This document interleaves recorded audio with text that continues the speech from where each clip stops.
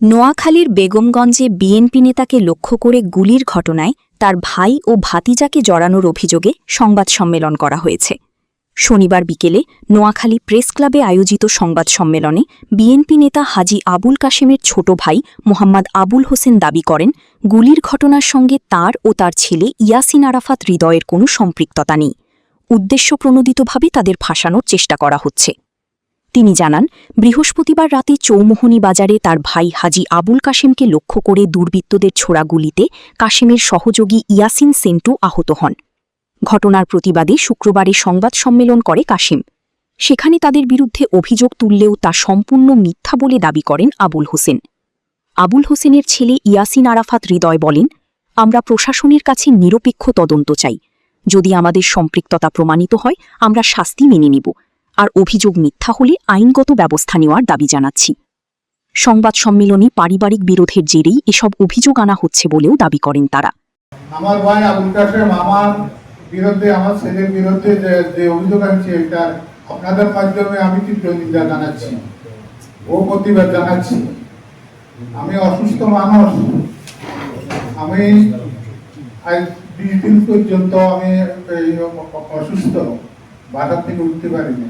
তারপরও গতকালকে আমার ভাই আবুল কাশেমের সাংবাদিক সম্মেলনে আমাদেরকে নিয়ে কিছু কথাবার্তা বলছে, আমাকে নিয়ে, আমার ছেলেদেরকে নিয়ে। তো আমি এগুলো আপনাদের মাধ্যমে তীব্র নিন্দা জানাচ্ছি।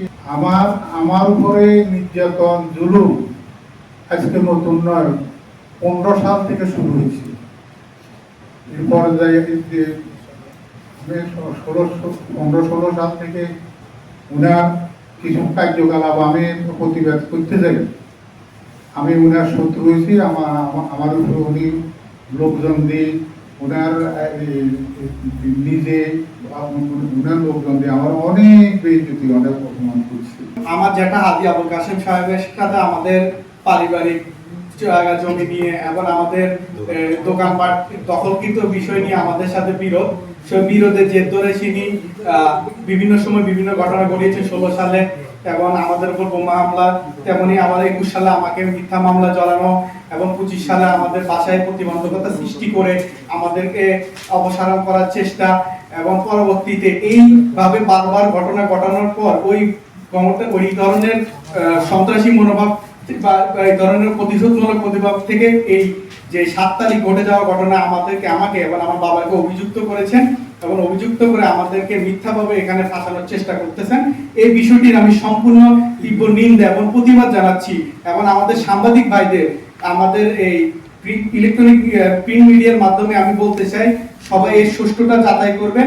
আমিও চাই এই ধরনের অপ্রীতিকর ঘটনার একটি সুষ্ঠু বিচার হোক এবং আসামি অজুরে মানুষের সামনে এসে সুষ্ঠু বিচার কামনা করছি। তবে নির্ভরভাবে কাউকে এভাবে তদন্ত বাদে কারো উপর অভিযুক্ত করাকে আমি অত্যন্ত উদ্দেশ্যপ্রণোদিতভাবে মিথ্যাচার বলে মনে করি। এই বিষয়ে আমি আপনাদের সকলের সহযোগিতা এবং সমাজের এবং মানুষের সবার বিবেকের সাথে সহযোগিতা কামনা করছি।